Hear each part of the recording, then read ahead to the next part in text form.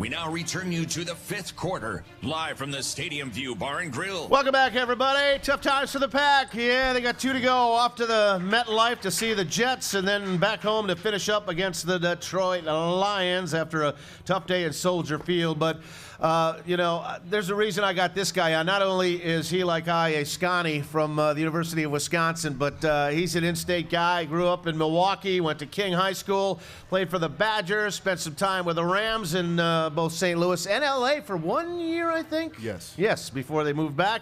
Joined the Packers last year, and yesterday, very productive day for Mr. Kendricks. 4 catches for the Pack. He's up to 17, I think, on the season. One of the graybeards in the tight end room for sure this year, but guy I really like chatting to in the locker room, win, lose, or draw, and I'm glad he could stop by again tonight. Please welcome, ladies and gentlemen, Lance Kendricks to the fifth quarter of the Stadium View. How you doing, Lance? Good. Thanks for having me. Thanks for coming.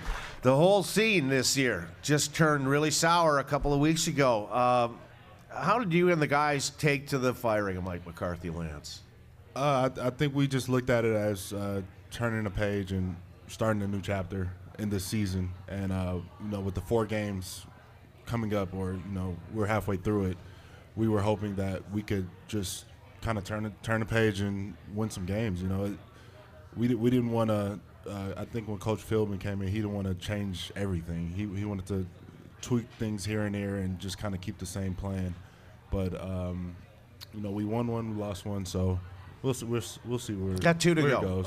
Go 3-1. I think Joe becomes more than, as Mark Murphy said, a viable candidate. Don't you? I think so. I mean, David, I talked to Bakhtiari in the locker room yesterday, and he heard the soundbite. He wants him. Yeah, he does, and they have David and Joe have a really good relationship too.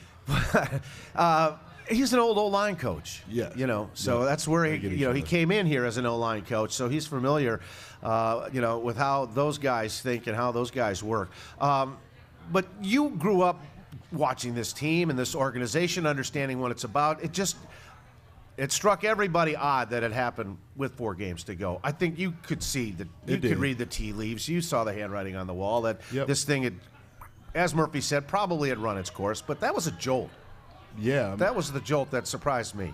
Well, it happened to me 2 years ago in L.A. when Fisher left around the same time. He got relieved, I want to say, near the midpoint I think it was near the end of the season. Was it? About 4 games left, I believe.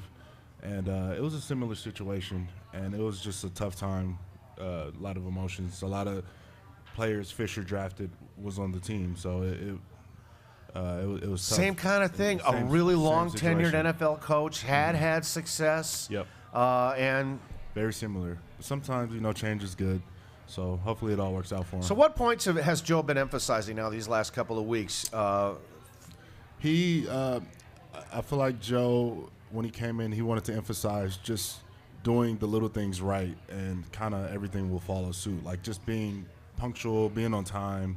Do you have a tardiness problem here in the meetings? We don't. He just wants everybody. He's very He wants their attention. He wants guys' attention. Yeah, he is. And it's good for a young team. We are a young team, and being punctual and doing the little things, taking notes, taking your notebook out, just stuff like that.